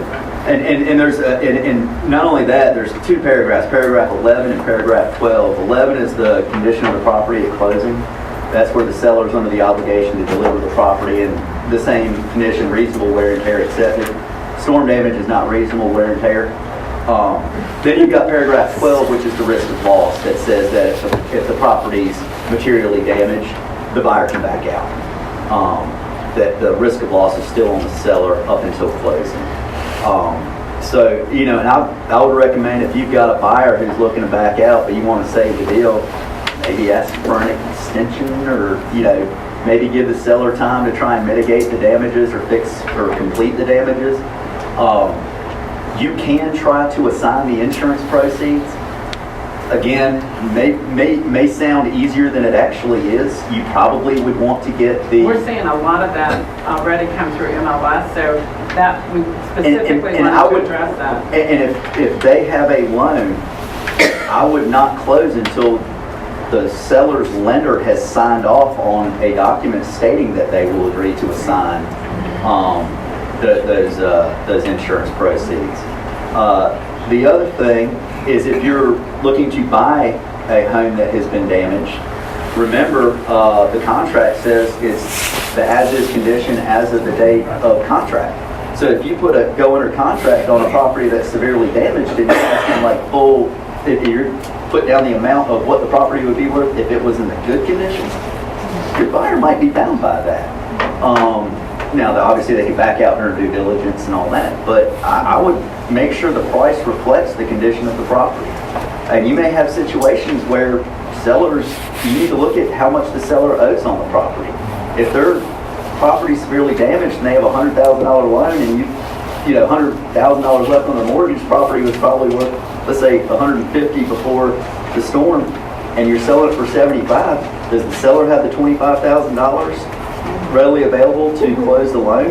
Because, you know, obviously the seller is probably entitled to receive some insurance stuff to maybe fix the problem, but those are all considerations you need to be thinking about. Make sure the price reflects the current condition of the property, or if you're going to do a offer person contract that reflects the price of the house in its good condition, that there is some sort of negotiation or something in writing addressing how the repairs are going to be done, by whom, how the insurance money is going to be divvied up, all those sorts of things, so that your buyer and seller are both protected. And something that was mentioned earlier too is just with those amounts, if you have $125,000 down, there's $100,000 worth of damage, and they want to do it as is and renovate it, that buyer may get a substantially damaged letter that he has to elevate the home. So that's happened before. People have gone in and bought homes thinking, what a great deal, and all of a sudden, all those homes have to be elevated because all these letters come out from FEMA that this area was from the community letters, yeah. And that's probably on us to advise them of that. Yep. Yes. What's the timeline on that? That's all it's all up to the community.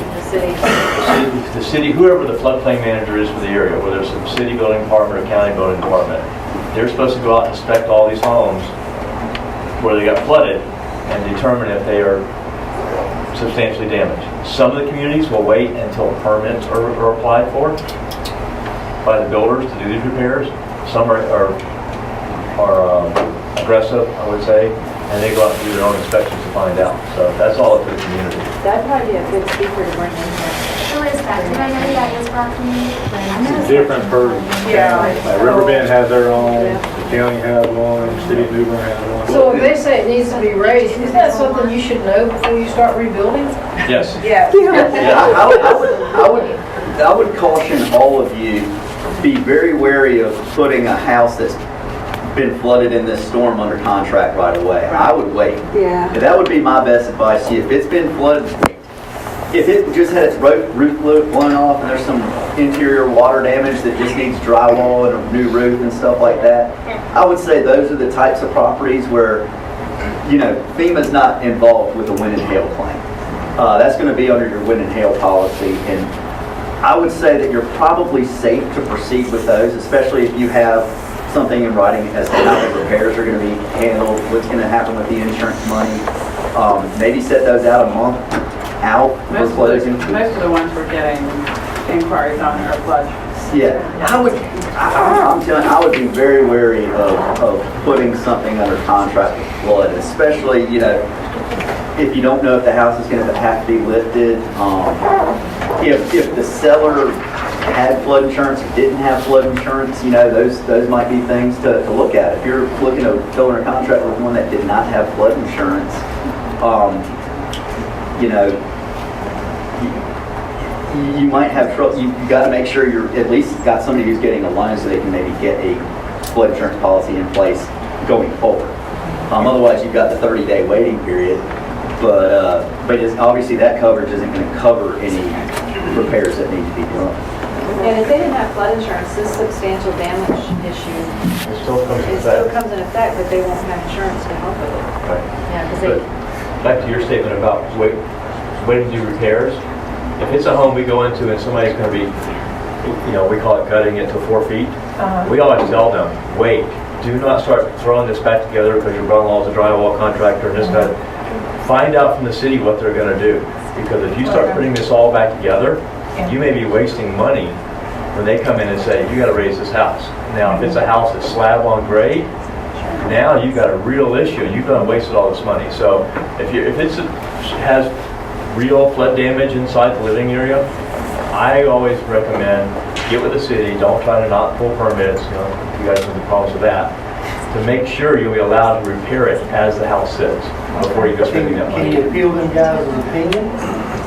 Yes, you can. This is back to what she was talking about. If they come back and say that, because usually the community, what do they have for value? Whatever's on the tax rolls for the structure. So if you've got $50,000 in damage and the tax rolls say that the structure is valued at $80,000, the community guy is going to say you're substantially damaged. So we have had a lot of people that get that letter. They don't want to go through that process. The way to fight it is you go to the property appraiser. You get an appraisal that says what is the true value of that home. Here's the caveat to that. The community now has something in their hands from an official that says this is the true value of that property. So they could change the value of your property on the tax rolls. So, but if that might be better than having to tear down your whole house and do all that stuff. So, guys, I know we have a ton of questions, and I want to come back to distressed properties in a moment. Roland and Elena, did either of your questions get answered before you asked them? No. It's kind of what Peter was just talking about with the selling flood homes. So getting a lot of contacts with people that own their homes outright. They're like, just put a number on it, list it, sell it. I'm going to get my check for my flood and my insurance. And I've already listed one. I've told these people that they really need to make sure that they're going to get paid by their insurance companies before they transfer the property, and that I didn't recommend them transferring property, whether they decide to use me or a private sale, until I knew that that check was coming to them, because I don't know the law on can they collect a FEMA check, a flood check from FEMA if they don't own the property anymore, they've sold it. If they owned it at the time of the loss, right, it is their claim. Okay, so they could transfer the property and still get paid? Yes. It's an interesting way to start liquidating some properties around. Well, look at What you have to be careful with is the buyer, though, that Right. doesn't necessarily know what. And on that topic about the county by county and the inspections, when we had flooding from Tropical Storm Nicole in 2010 and Irene in 2011, and a lot of that back area flooded on Hazel and Opal, and those houses came up as foreclosure homes. I checked with Nancy Reelsberger with the city on those homes when I showed them, because there was that caveat that whoever bought it was gonna have to elevate it. Got it. And I had several people did not buy homes with me and bought them on their own, and one of them did elevate. So I get permits without elevating. Ron. Then we had Cindy and Pam. Did your questions get answered? You still have? Okay, go ahead, Cindy. Peter, if you have a house that's past its due diligence period, a substantial amount of earnest money has been put down, they still want to hold the deal together, can we, even though the due diligence period is passed, can we do a modification to say change the due diligence date again? I think as long as both parties agree to that, I think you can. I mean, it's a contractual obligation, so contract change can, the contract says that you can change the contract so long as both parties agree. So I think you can, even if it's passed, you could give it CPR, bring it back to life, and extend it out. Okay. I think as long as you would have to have both parties obviously agree to that, but I believe you can do that. Oh, good question. Thank you. Ma'am? Just briefly, the quarter deck townhomes that are slab on grade out there, when they were talking about wait and see what's going to be required, I wouldn't think that they're going to go in and raise those. So in a situation like that, they can go ahead and start repair. Yes? These are all buildings like fourplexes or fiveplexes out there. Right. Around concrete, slab on grade, so I think it's going to require the whole village to be raised. It's a possibility. They did that in Hurricane Hermine, out there in Crystal River. There was a condominium association and it was all fourplexes, and they actually sent the whole community a substantial damage letter. And it was like 20 different buildings. The community did it, not the city. Yeah, the community. Not FEMA. Yeah, not FEMA. I'm sorry, he does all the ICC stuff. He's the expert on it. But yeah, they were, and they're fighting it. I heard that they were getting appraisals, and they were, because they all had 2 foot of water in all these duplexes, and they were on the tax records for very low values. So just because something's on slab or a multi-building like that doesn't mean that it can't be affected by being substantially damaged. And it's the community's decision. It's a community decision on that. What happens is, in order for flood insurance to be available for this area, your community has to join the National Flood Insurance Program, which then FEMA gives them money for flood improvement projects. Okay. The whole part of that is they have to agree to adhere and enforce FEMA's rules about substantial damage and about all these other things. So, but they put that determination as to who is substantially damaged in the community's hands. Got it. So they have to make that decision. And they have, if they do determine it, they have to give you a letter in writing. They can't just tell you. They have to give you a letter in writing. And once you get that letter, you will supply it to your insurance adjuster, your agent.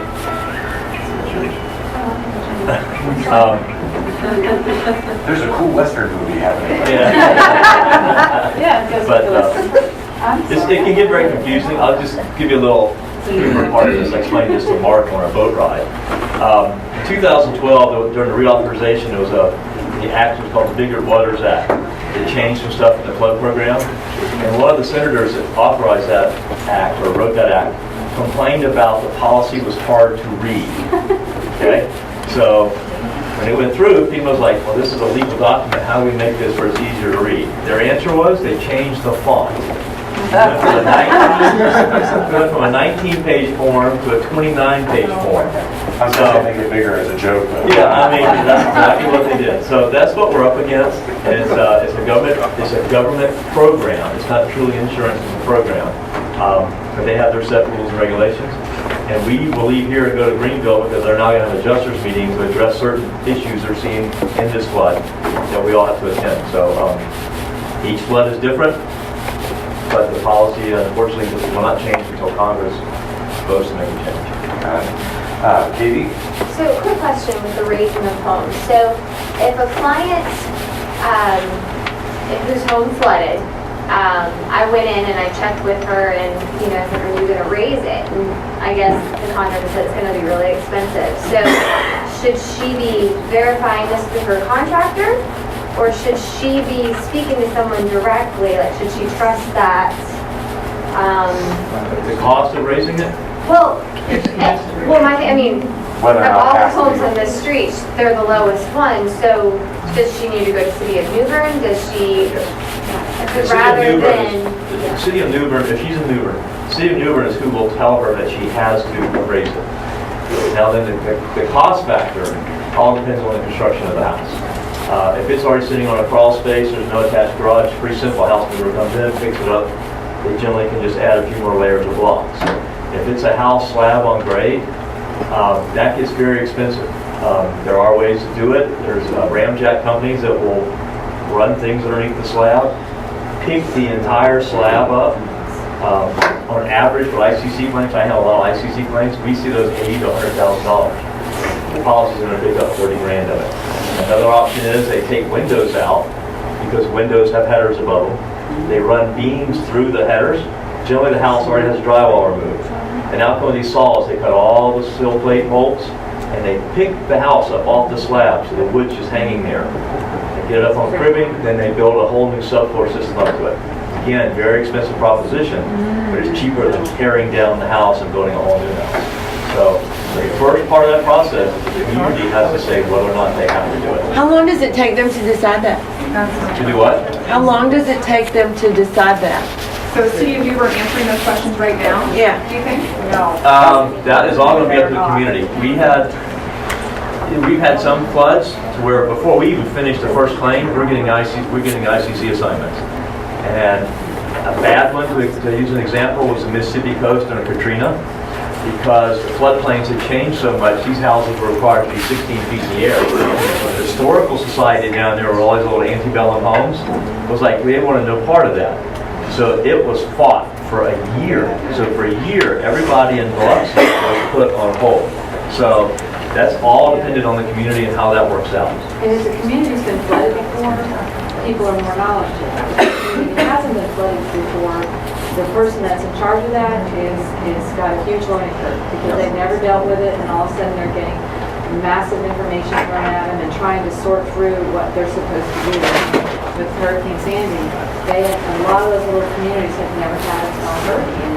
They in a knee-jerk reaction, told everybody to go to 21 feet, and then they came back down, and again, they were in stasis for about 12 months before they could actually start doing repairs, people from permits. And I mean, this isn't going to be nearly as bad because the problem you're dealing with here is, on a smaller scale, but it's going to be who is in charge of that and how knowledgeable they are and how well they will respond to it. But, just because somebody's not in a high-risk flood zone doesn't make them safe from being substantially damaged if they come back and remap the community, which is what they did in New Jersey. They remapped the whole community. I kind of want to stay here on this topic. I want to talk a little bit about selling distressed properties as we move forward. So Peter, tell us a little bit about what our clients should be considering if they're buying or selling a distressed home. Well, again, I think number one, I would think that before you even go under contract for a property that's been flooded, I would get that letter and know whether or not it's going to be raised, have to be raised or not. I think that would be something that you'd be just stupid not to know if you're going to have to raise that house. Whether there's a loan or whether there's a loan or not, whether you're a cash, whether you're an investor who's paying cash for a property. I'd want to know if I'm going to have, if it's a slab especially, I'd want to know if I'm going to have to pay $100,000 to jack up a $50,000 property. You know what I mean? I think that would be, I would almost recommend you do not put anything that's been flooded under contract yet, that letter knowing whether or not you're going to have to raise it. I think that would be foolish to do that. I think everybody here is on notice that that's a potential problem that your buyer could run into. You only get the letter though if you are being told to raise it, right? You don't get a letter that says you don't have to raise it. Generally, that's what they do, but if I was selling a property, I would ask the city to give me a letter so that you can explain to them that you're trying to sell the property, you want to confirm to your buyer that that you do not have to raise the house. Right, exactly right. That's what I would do. Yeah, so if you're representing a seller, I would have a seller of a property that's been flooded. That would be the first thing I'd advise my seller to do is go to the city or whatever, the governing body is for where their house is located. And there will also be issues, may not here, but we've been to communities where they flooded multiple times. Well, FEMA will come in and help the communities buy up neighborhoods, and they get turned into waterfront parks and stuff of that nature. And at that point, it's a long, drawn-out process because the community is waiting on that funding to come from FEMA to do it, but people will be told they can't repair the house because they're being bought out. So I wouldn't expect that here, but we see it a lot where there's multiple flood events, or they expect multiple flood events where they will buy out neighborhoods. The other thing we see a lot of times too is people go, oh, I've been flooded twice, I want to be raised. So they force the community to give them a substantially damaged letter before they do all the homework, realizing they're going to be out of pocket a lot more than that $30,000 that's going to help them fix the house, because they're going to have to go back in. And if they fix the house and we've already paid the claim, they're going to have money to fix the house again when they raise it, because all that drywall's going to crack and stuff is going to shift. And so there's that. And if a buyer tries to pull a permit, the city will let them know if it needs to be raised at that point as well. Yes, it would. And that would be the county at this time. Yeah, I believe that probably the county inspection office. Generally, whoever the permitting officer. Yes, the county, I think, would be right in front of the health department, if I'm not mistaken. Right. So guys, as much as that is probably literally the best advice you could give anyone, don't put a house that's been flooded under contract. We all know that our buyers and sellers don't necessarily listen to that logical argument. Right? So what would be best practices in the process of, if we have a buyer who says, I still want to buy this house, or we have a seller who says, I still want to sell this house, what would you consider best practices in this scenario? If I can get around to it, I could probably draft some sort of disclosure. That basically just says you're making no representations as to the condition of the property. It's a damaged property. Buyer and seller are both aware that it's a damaged property. They agree to indemnify and hold real estate agent harmless against, any. We just make a video of that, actually. That's right. Honestly, to me, that would probably be my best advice. Is as long as you disclose. Remember, half of your job is just disclose. Disclose, and get it in writing. If you've got it in writing and it's disclosed, you're not going to come back. They're going to have a much harder time coming back and bite you over any problems that arise down the road. Again, if it's a property that's been flooded, I'll throw in a term, saying that, it's your advice that they obtain a letter from the seller addressing whether or not the home is going to need to be raised. I would, say that you make no representation as to the availability of insurance funds. Who's to say that a claim won't get denied? And again, make sure the price reflects the condition of the property. And if not, that you've already, at the time you're going under contract negotiated the terms of what's going to get repaired, what's not going to get repaired, whether or not insurance money is going to be assigned or not. And again, we've talked about this earlier, if the seller has a loan, I would highly recommend you get their lender to sign off on any agreement that directs that the proceeds be, or the insurance proceeds, be conveyed back to the buyer. Now, again, if you paid off the loan through closing, I don't see why a lender wouldn't then agree to just sign away that, because they no longer have any interest to protect once the loan's been paid off. So, and again, that's something we're going to do. We always do through the closing anyways, pay off the seller's mortgage. So that may not be quite as important, but I think to prevent any problems down the road where you maybe find a lender that's not willing to cooperate and assign that check, then you might. It's better to know that in advance than once you conduct the closing and all of a sudden the buyer's having trouble getting the funds that they were promised. I'm not sure you get homeowners insurance. Yeah, we were saying part of the insurance contract is that you are attesting to the fact that there's no known damage. Most of our standard carriers are not going to be interested in getting onto a property from the insurance respect if there's damage to it, even though the contract states that any existing damage is not covered from the inception date of the policy going forward, even if it hasn't been discovered yet. If it was there, the primary basis of insurance is to protect against sudden and unknown losses. So if the loss is there due to deferred maintenance, if the loss is there due to something that hasn't been discovered yet by a buyer, it's going to be excluded. It's not going to be covered, and you're going to have a hard time if you have a lender on that purchase of a distressed home or a flooded home. You have a hard time finding homeowners insurance. I mean, practically impossible. There may be a market out there, but it's not going to be a standard market. Okay, we have Peter, 1 more minute. Yeah, I've got a closing at 11. Woo! Yay! Yeah. Good news. Glad to hear that. That's right. One question for Peter. Who's got one? Jen, is that a? Yeah, do I your- do. Okay, cool. I do. Peter, is there anything other than the current addendum that we have for buyer possession that we should be doing with these requests?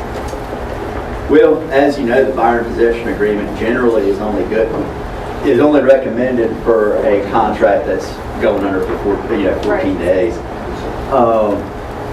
I've got kind of, I wouldn't say a standard form because every situation's a little bit different, but I've got kind of a template, if you will, of what I use. It's kind of a combination of the standard form lease agreement merged with the 14-day buyer possession agreement that kind of covers the gaps between the two forms. So again, it's something that we can probably draft for your clients. Again, I have a feeling we're going to be inundated with those requests, so bear with us as we try to get those done. But I would, if it's going to be a period of greater than 14 days, I would recommend that you have, us draft, whoever is representing the buyer and or seller, one of the two attorneys draft something to that effect. A beefed-up buyer possession agreement, if you will. And also, I would just, one thing I kind of had a brainstorming and would caution folks about, don't get into a situation where you've got somebody who's buying a home and asks for a 4-week due diligence period, and then they're renting the house for little to no consideration, and then lo and behold, their house gets fixed in 3 weeks, and they back out of the contract, and they haven't put down any due diligence money, and they haven't been paying rent on the home. I would highly recommend you add some teeth. Make them put down good due diligence money if they're going to be buyer in possession. I would highly recommend that because you don't want to have a situation where you've got somebody who basically lived rent-free in a home for 3 weeks. At due diligence, they terminate, and their home is fixed, and they just waltz right back to their house. I have a feeling there are folks who may try to take advantage of the due diligence period and may try to back out. So I would, if you're going to have that, my recommendation would be have that buyer put down good due diligence money. If they're not going to be paying rent, I know some sellers may, out of the goodness of their heart, say, well, you're buying the home. I know people who are like that wouldn't necessarily want to charge rent or maybe just a nominal amount. Get them to put down due diligence if you're going to be doing that. That would be my number one recommendation, something that has teeth and will, prevent your seller from having their house off the market for 3 or 4 weeks, only to have a buyer back out during the due diligence period. I just have a time sensitive. I've got a rental at Moonlight Lake Estates. It's going to be unavailable at 12. So if you need somebody that needs a 1-bedroom little cottage with a bathroom, it's $425 a week and it is furnished. So just so that we know it's going to be unavailable at 12. So you might need some rental. And they can use it as long as they need to. Thank you, Peter. Thanks, Peter. If you guys have further questions, you know where to find me. All right, guys. Thank you all very much for coming, Tonya. I have one question for Deborah here. Are any trees covered that go down in people's yards? And I have a feeling that unless it hits the house, it doesn't, but I just want to hear that from her. Yeah, if trees are kind of a really difficult topic, but it's kind of cut and dry. If the tree falls on the property and damages it or goes across the driveway and prevents entry to the property, there is some allowance for coverage there. But if it just lands in your yard, you just have a tree on the And knocks down the fence and the shed in the back? Well, the fence and the shed, there's damage, so you're going to want to file a claim for that and let an adjuster come out and tell you how much is allowed for that. But if the tree just falls on your property and does not hit anything, it doesn't do any damage, you just need to clean it up. Hey guys, new song put out that they have people that are removing trees for free. Right, and the list for that is months, not months. Sure. And Samaritan's First is also cutting trees. I mean, there's several people doing it, so you just have to be patient. And church groups come into town and will do that. There's actually a thing we deal with a lot of storms. It's called the Southern Baptist Traveling Chainsaw Team. It's busloads of gentlemen from the Southern Baptist Convention. They come into the community and cut up trees for people. I saw them last night at Lowe's, picking up chainsaws. They were at Lowe's last night.